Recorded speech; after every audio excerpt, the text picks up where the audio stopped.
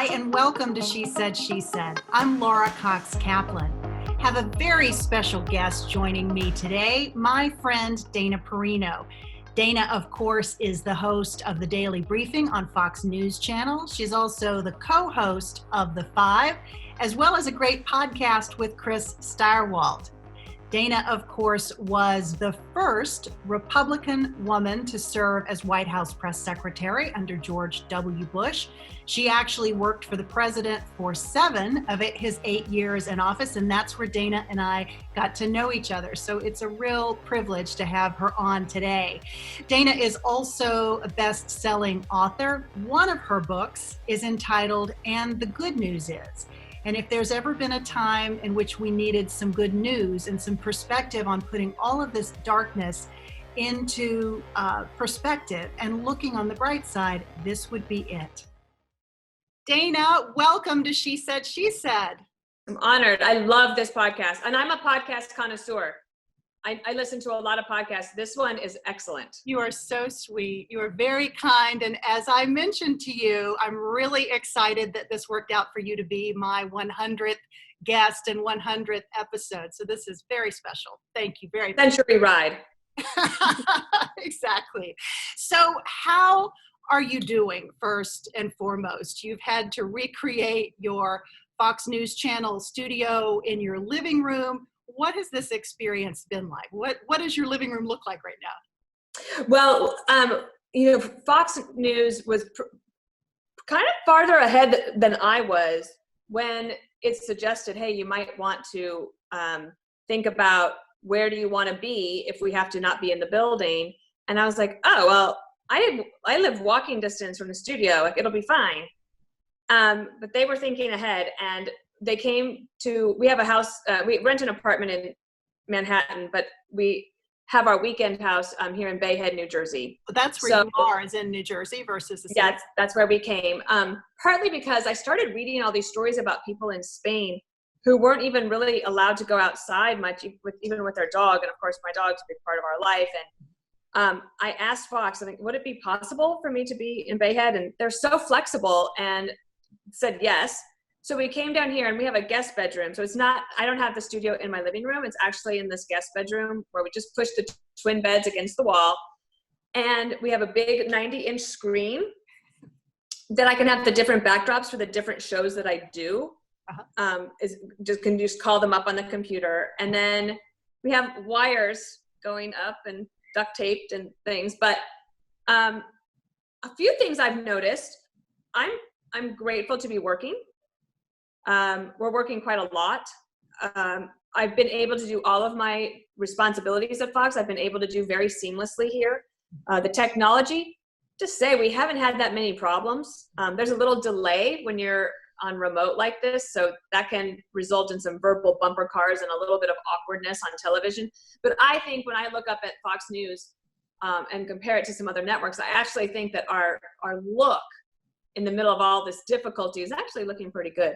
I've kept the same routine that I had before because I have to do all of my same responsibilities.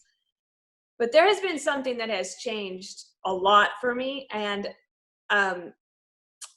I've actually been thinking about this a lot because I don't know how to keep it when I go back to normal. And that is that I was really quite overstretched, as a lot of people are. And if I live in New York, and people come to New York from all over for business, and everybody wants coffee and lunch and dinner and charity events. And I have a hard time saying no. I don't have a lot of spare time during my day. I don't go to breakfast or coffees or lunch because I don't have time because of the 2 o'clock and the 5 o'clock show. And I was feeling very overstretched. And when people would say, like, what's one thing that you would like to change? I'm like, oh, I'd love to have more time with my family. And then all of a sudden I have time with my family. Yeah. Like, a lot of it. And I love it. Yeah. So that doesn't mean that I don't work hard during the day. I do, but in the evenings, we even turn off the TV. People talk about all the shows they've streamed. We only watched Ozarks. And then I had a dream that I had to do PR for the drug cartel. And I was trying to make sure that they were on message. Yeah, so that was kind of funny. But we really have been doing puzzles. Yeah. We've caught up with friends. I also try to read, like the Wall Street Journal posts a lot of their content for the next day, the evening before. So I try to get a head start on the next day by reading that sometime around 9 o'clock. So I've actually really kind of loved this time to slow down. It was like the pause that I needed. Yeah. So how do you think you capture that and somehow duplicate it or maintain some of those practices, or maybe figure out which things you can say no to more easily that maybe before you thought were so essential? Yeah, so I've been thinking about this.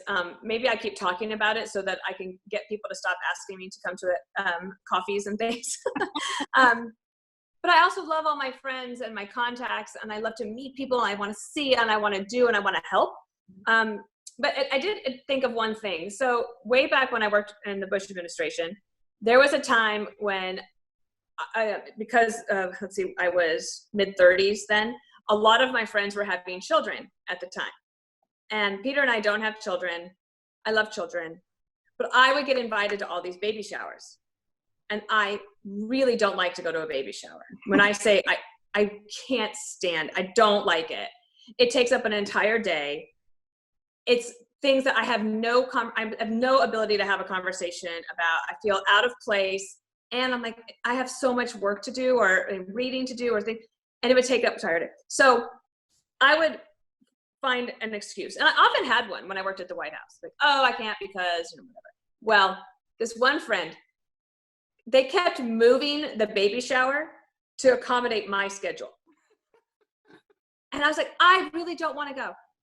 And I was thinking about how I was going to respond, and I was in a green room, and I was listening to President Bush give a speech, and I was kind of listening with just one ear.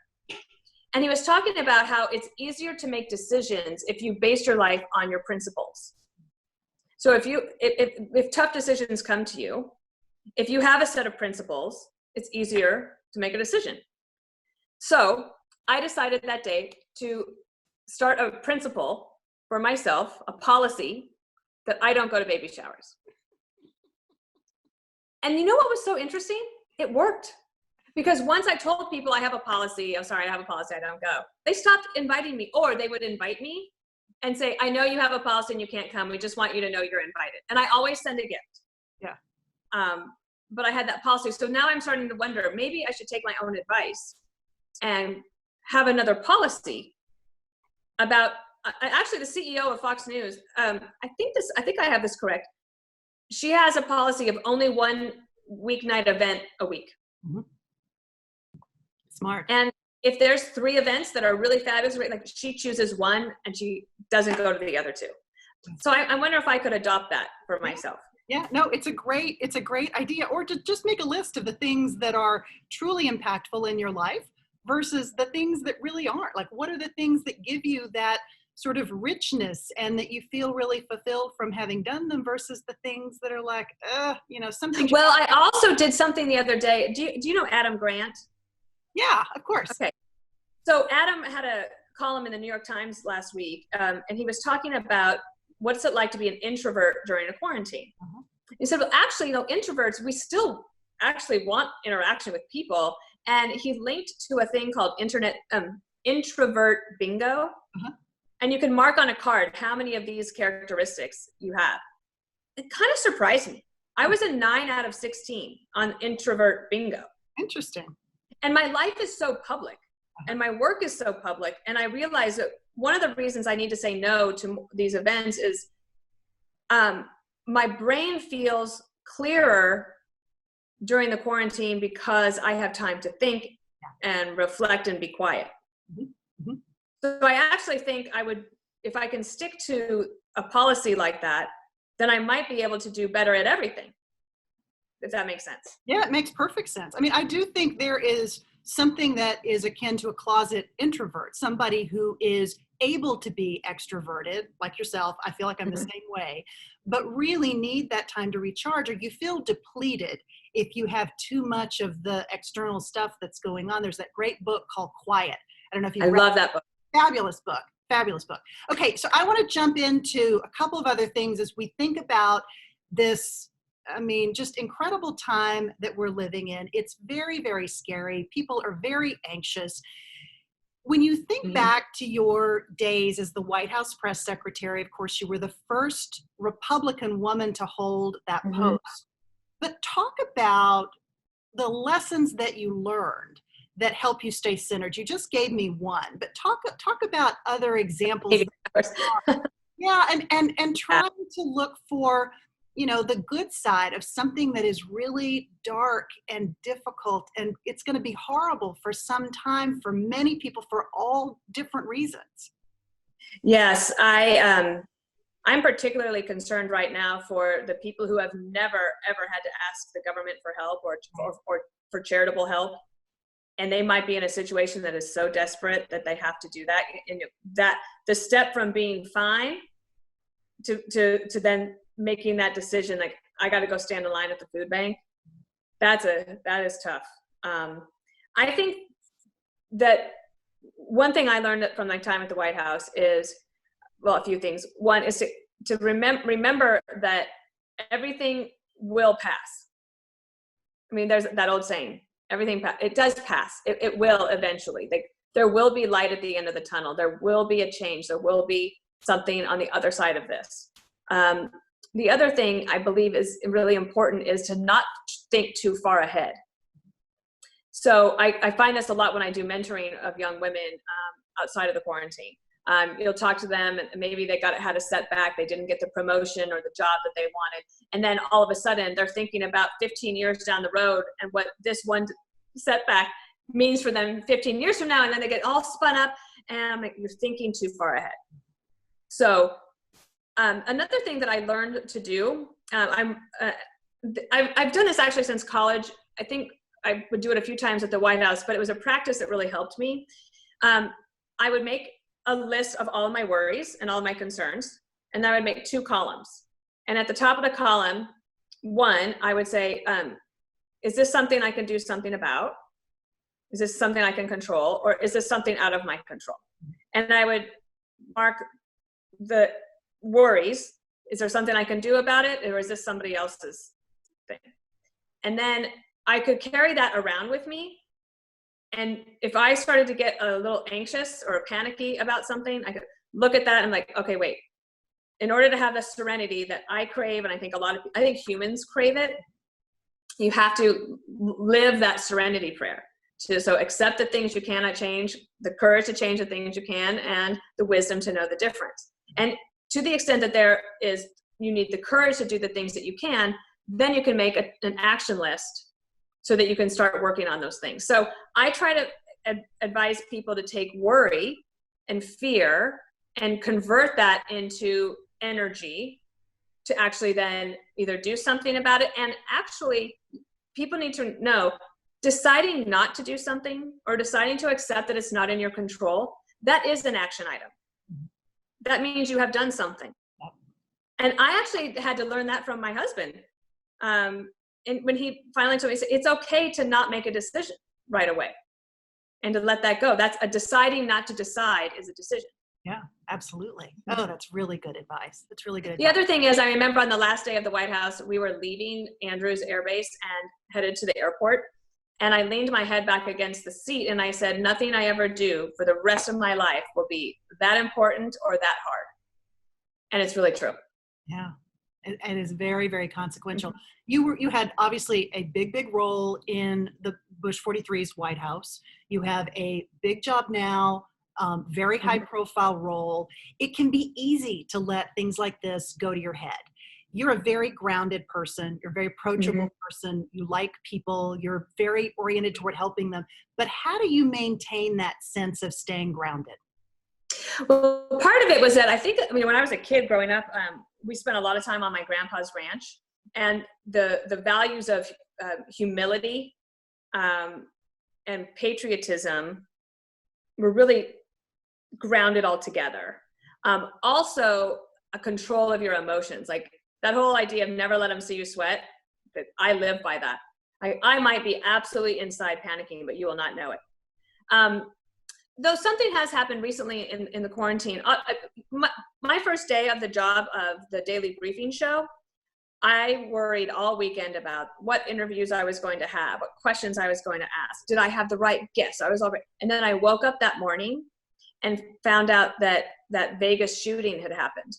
Mm-hmm. And I think 50 people had died overnight and 500 had been shot. And we had to do that story. Of course, I mean, that story took over. All my planning went out the window.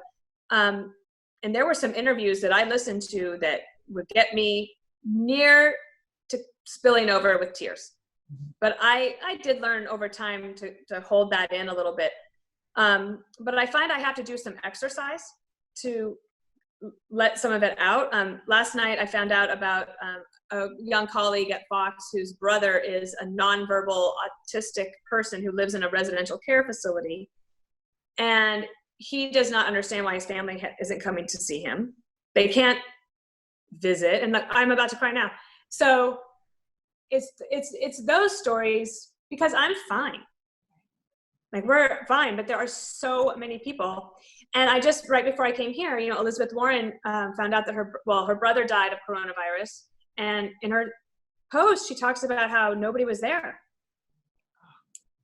So those stories, like, I can do it as a news anchor, but it does affect you when you're consuming a lot of the negative news. Now, I do also have that show called The Five, and we just make fun of each other for an hour, and that helps. Yeah. And I think it helps our audience too. Yeah. Well, that notion of finding things to laugh at and be silly. I just had Mary Catherine Ham on the podcast who talked about her, not only what happened to her, the tragic death of her husband, but she wrote about it in a post related to pandemic parenting and how to keep perspective on what's going on. Mm-hmm. It's beautiful, but she talks a little bit about maintaining that perspective and how incredibly important that is. It's just very, very powerful. I remember when I worked at the White House, President Bush, he's a crier like his dad was, and usually we would cry at something that was nice, not something that was tragic, but something that was sweet or something that is kind. And there's a lot of that to go around right now. So those are pick-me-up stories, but they're the ones that tug at your heart as well. Yeah. Well, that was one of Mary Catherine's pieces of advice, was find that silly thing during the day to laugh at, whether it's a podcast or some silly comedian. Oh, yeah. Like my husband, Peter, I feel like his part-time job is finding internet memes to laugh at. He'll be collapsed in the corner with laughter. And my assistant are like, what? Tell us. And he finds the funniest stuff from England, and it's pretty funny. Right. So one of the things this is a big pivot, but one of the things that I wanted to talk to you about was, and it's, it sort of falls within that bucket of coaching for others. You were a communications person, then you ultimately became the White House press secretary, but for many years had lived helping other people to tell their stories. Ultimately, you got this big break at Fox, and you had to find your own voice. Talk about, I mean, that can be really hard, especially when for many years you've been trained, it's not about you, it's about the principal. Yeah. How did you make that pivot? How difficult was that? It was really hard, because when I started doing the Five, even when I was doing, even before the Five, if I did a guest segment on Fox, it was usually politically related. And often it was about something that President Obama had said that was negative about President Bush, and how would I respond? And I knew all those points. Like, I could do that very easily. Well, when the Five started, nobody cared what President Bush thought. They wanted to know what I thought. Mm-hmm. And so I would get asked questions like, what do you think about legalization of marijuana? And I'd be like, I would freeze. And I would start to say, well, and I would give the Bush administration response. And I remember Greg Gutfeld, my colleague, at one point, said, no, what do you think? And I was like, oh, well, I don't like it. And then it was like, oh, I had this unpopular opinion because everybody else is for legalization of marijuana. And it was a little bit like dipping my toe into the water. And then Greg literally just pushed me in. And once I realized that I could have a career change, right? Because part of my reticence was, what if this whole Fox thing doesn't work out? And what if I make it look like I'm too much of this or too much of that, and I hinder my possibility of having a business in the future where people wouldn't take me seriously? I don't know. I'm actually as I talk about what was going on in my head, I realize how ridiculous it was. But it did take me a while to go from being the spokesperson for someone else, of which I was very comfortable doing, to just speaking from my own point of view and being comfortable with that. And Fox has been great about that too. You know, I can just be myself. It's been a very freeing experience, really. It can be hard to not fall into that trap of second guessing yourself, which is kind of what you're talking about. You know, the voice that goes over and over in your head is, well, should you really say it that way? Or maybe you shouldn't have done that. Well, and also I've been very good ever since I was a kid. And like, I would do it with other people. Like, my parents got in an argument. I'm like, oh gosh, she shouldn't have said it that way. Or she should have waited. She should have brought this up. Like, I know exactly. I can see a train wreck coming from a PR standpoint from a mile away. So I'm like, if I'm about to say something, I can think 5 steps down the road. Like, I might say this on Tuesday, but is that going to be true on Thursday? And I think that was just a training that I had. I'm still pretty cautious with what I say, partly because I do respect that there's lots of different opinions out there, lots of different experiences.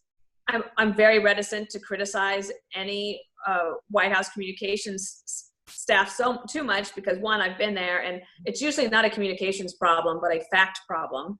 And we don't have all the information. We don't know what they're dealing with. So I try to have a light touch when it comes to criticism. Yeah, yeah. So the same is probably not true for the people who, you know, snark at you or criticize you either on social media, or, you know, even people who aim to give you constructive criticism. But, you know, you've been in these high profile roles for many years now. How do you learn to know who to listen to? Whose advice do you listen to and internalize versus the people that are just sort of snarky or that have a particular vested interest that may not be in the best interests of yourself? Yeah. I'm just thinking about, I know all of us need a haircut. Oh yeah. There's a lot of debate on whether I should cut my hair short again. And I'm telling you, I'm about to do it myself because it has gotten pretty long. And so I'll see that sometimes. I took a lot of abuse during that 2016 presidential election. And I didn't know that it was Russian bots until 2017. And it was hard. I mean, there were times when I felt like just, you know, walking away from that career, or I'd be in like the fetal position under my desk. And it was actually Eric Schmidt of Google who pulled me aside one day when he heard me describing this and said, Dana, they're not real people. These are not your fellow Americans who don't like you anymore. And that really helped me have a different perspective. And then I've changed like my settings on Twitter. I only look at comments from people I follow. Mm-hmm. That eliminates abuse almost immediately. And I have friends now who are in the business who will say, oh gosh, people think my show is too much of this or too much of that. I'm like, and they're basically making decisions based on, you know, that criticism and that feedback. And I said, just turn that off. Do what you think is right. And once you get comfortable knowing that it doesn't matter what they're saying, because it doesn't affect you and you don't get fired and everything's fine. Yeah. You give yourself some room to breathe. Yeah. Yeah, absolutely. Absolutely. So you, a few years ago, wrote your personal story in a book, the best-selling book called And the Good News Is. When I have talked to women on this podcast in particular about writing their own stories and sort of going back through that journey, inevitably they'll say, yeah, I learned something that I wasn't aware of, or it sort of crystallized for me something about my story that I hadn't thought about. Did that happen for you? Yeah. What was that? What did you learn through the process of articulating your story in that way? Is your firstborn a daughter or a son? So Ben, who's 12, and then our second is a daughter, Lane Elizabeth. Are you a firstborn daughter? Well, yes, first and last. I'm an only child. So only child. I ask only because sometimes in a big audience, like if I'm talking about my book, I'll ask them like, is there any firstborn daughter in here? And the ones that raise their hand, like, okay, let me guess. You are over planner, overachiever. You want to make sure everything's perfect. Like, yeah, and everyone nods. Yep. and one of the ways that I think that manifests is that you become somebody who wants to plan out everything. So, and to be very organized. Like, okay, so when I am 22, I will have done this. And when I'm 25, I'll have this, and 37, blah, blah, blah, blah.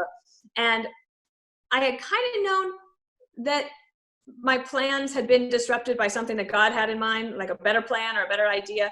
But when I wrote the book, I looked back at all these little moments of my life that had led to the point where I get to actually write a book that someone would care about reading.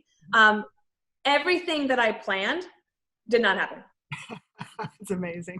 I mean, in a way, like what I'm doing now for work as a news anchor and an analyst and being on Fox News Sunday, like that was like my ultimate goal. I wanted to be somebody who could actually appear on Meet the Press.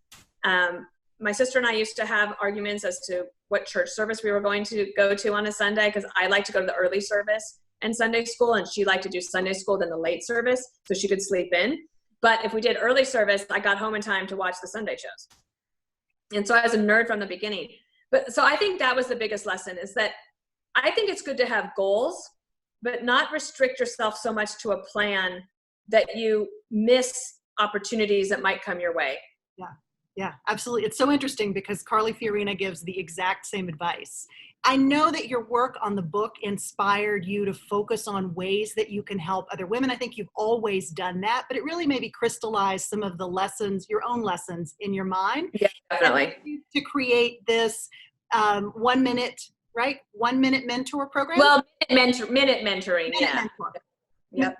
Obviously it's not 1 minute mentor program with a couple of friends. Talk a little bit about why that was important and what it is that you're trying to accomplish with that. Well, we started the podcast talking about how I felt overstretched and overcommitted. So when I left the White House and I had a little time off, and Peter and I volunteered at a PEPFAR site in Africa together, felt reset, came back. I had too much going on, but I had way too much going on. But I got invited to the Bipartisan Congressional Staff Women's Association. It's like the worst name, but it's a great organization. Yeah. And it's on Capitol Hill. And I went there, and I think there was about 80 people that RSVP'd. All women, Republicans and Democrats. And I went through like my top 5 lessons that I learned at the White House and told stories and things. And then afterwards, I agreed to do a photo line. And during the photo line, I think 75 of the 80 people asked me to have coffee, lunch, dinner, something, because they wanted more one-on-one mentoring. Yeah. And I was like, I don't even have time to go to the bathroom right now. So I was walking back to my Capitol Hill house with my friend Jamie Zweiback, and she's at Latham and Watkins now. And we're walking along, and I was talking about this problem that I felt an obligation to give back. I wanted to help everybody. But then I realized also, I'm like, when you go to these coffees with these young women, they all have the exact same questions. So then you're repeating yourself over and over again. I said, I wonder if you could ever do an event where it was like speed dating, but mentoring for young people, and you just whip them all through, because then, like, depending on, I don't have all the answers, but they all have the exact same questions. And they're usually along the lines of, how can I be taken more seriously at the office? How do I make a career transition, especially on Capitol Hill, if you've been a staff assistant or, and you want to go into to be the press secretary, or you want to go to legislative affairs? How can you be taken seriously and encouraged to do that? Or this happens all the time. If you've been a scheduler or somebody's personal assistant and you're good at it, they never want to let you go. Right. So then you're stuck. The work-life balance question, should I go to law school? On and on. Okay, so those are basically all the questions. So she said, well, maybe we could do that. So eventually we started Minute Mentoring, and we've had some successful, wonderful events, and they're so motivating and wonderful. They're logistically hard to pull off.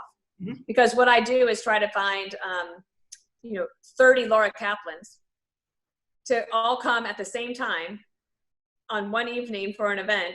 And then I usually do, so that would be then 100 mentees, and you put them into different groups and you give them 10 to 15 minutes with 6 mentors. And it's a little bit logistically difficult, but it is so wonderful. The other thing we do is, because you don't get to see all 30 mentors at the event, before you leave, you have to fill up your booklet that we give to you with the advice that they got from the other people. So that means they have to network amongst themselves. That's great. That's really, so it's really fun. Yeah, We've loved it. yeah, I love that. And I've learned a lot. Yeah.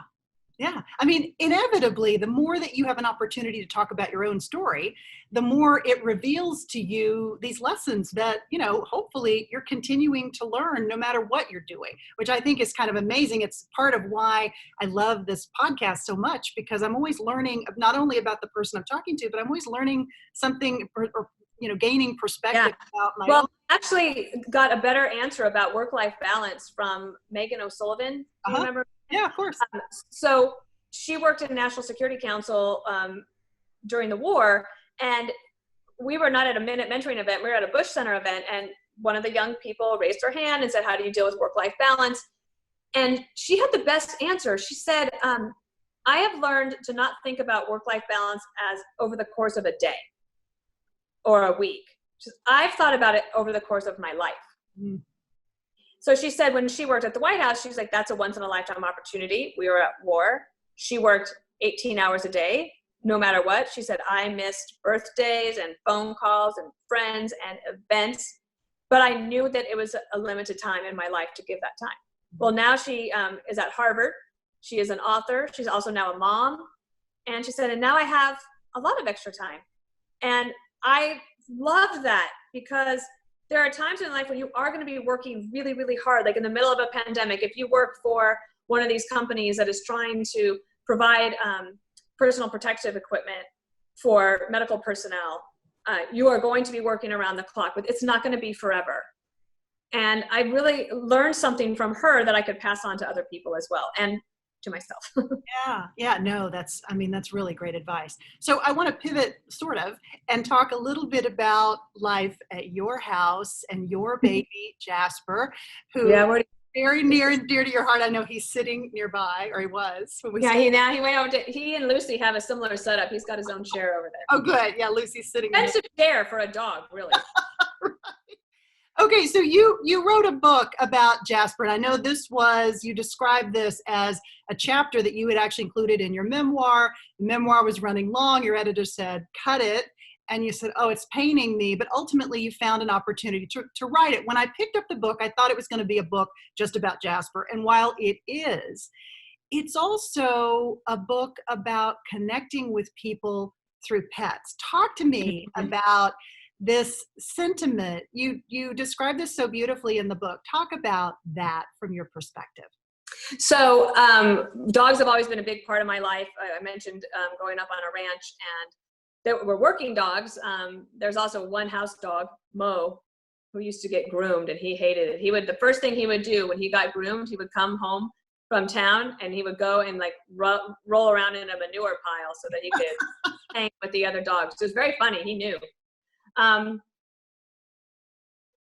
Obviously, I've lived in a couple of cities that are generally, you find more liberals than conservatives there. I have had a rule for a long time that I don't do politics at the dog park. I don't talk about it ever.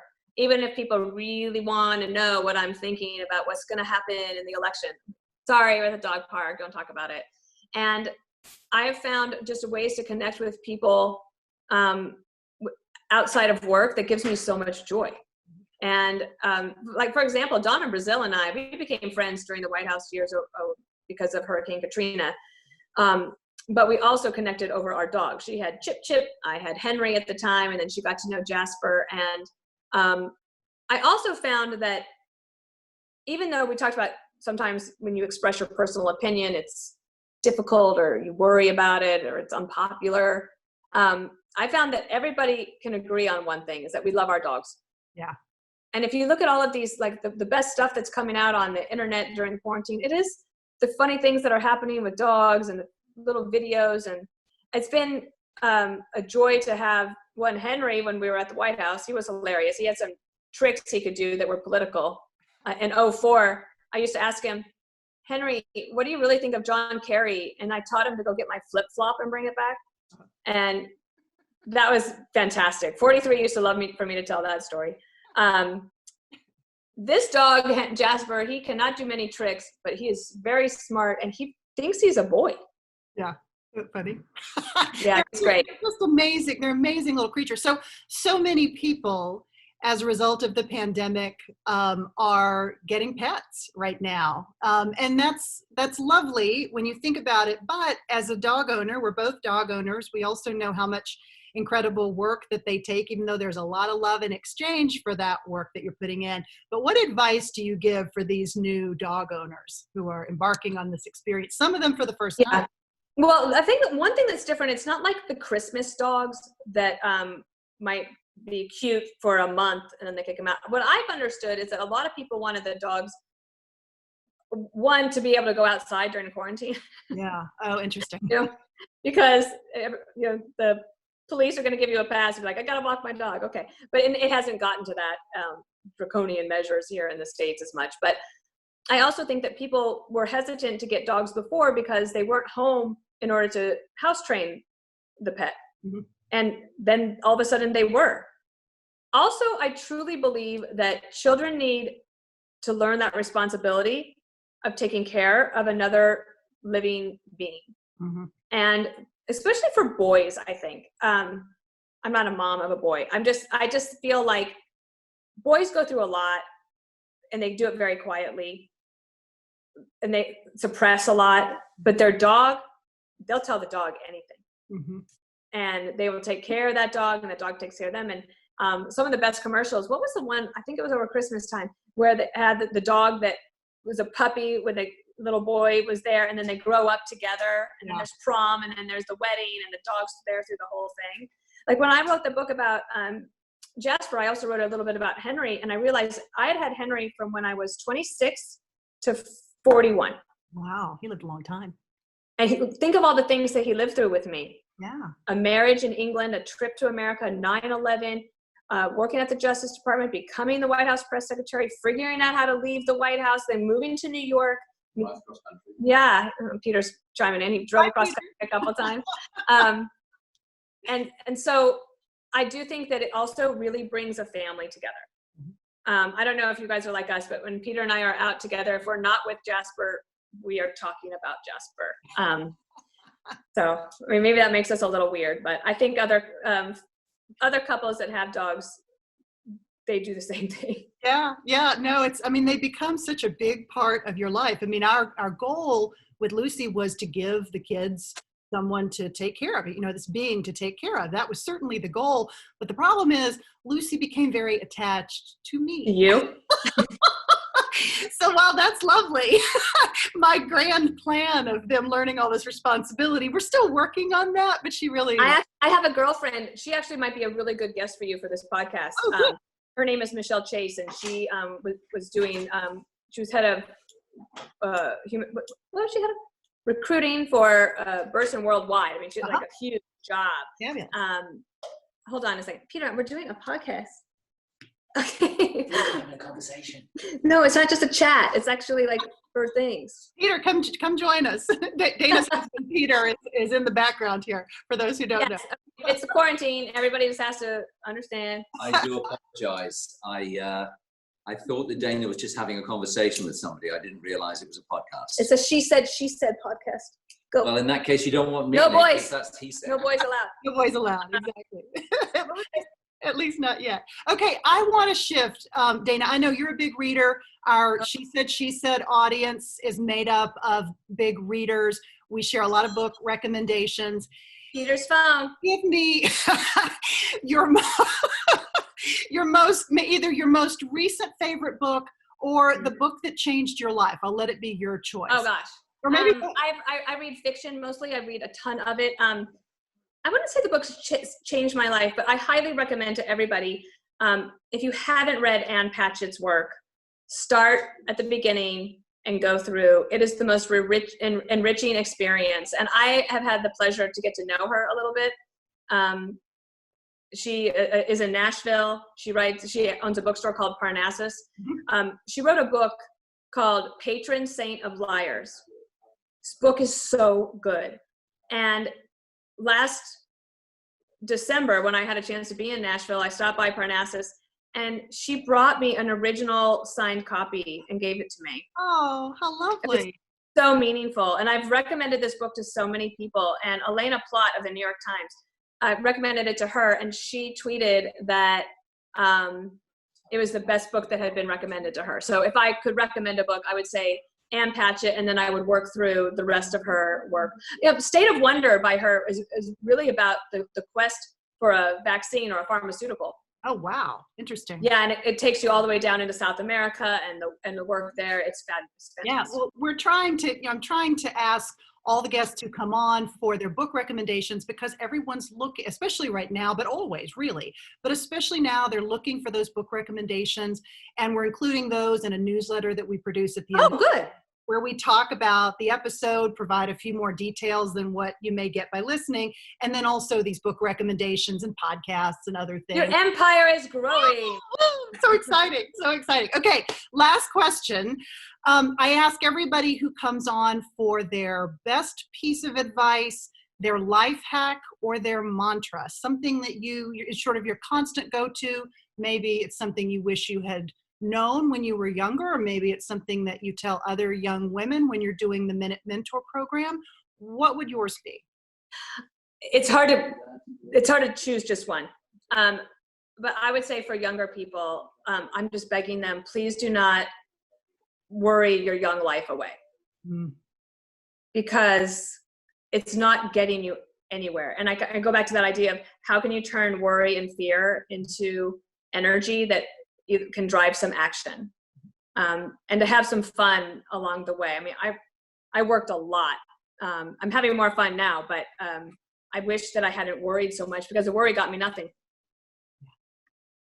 That's exactly right. Oh, Dana, thank you. Love, this was so fun. I loved seeing you. Yeah, you too. To learn more about my guest, Dana Perino, you can check out the show notes for this episode 100. Really excited to celebrate that today. And most importantly, I want to thank all of you for your support and for the investment of your time in She Said, She Said. It is incredibly gratifying to me to have you alongside me for this incredible journey.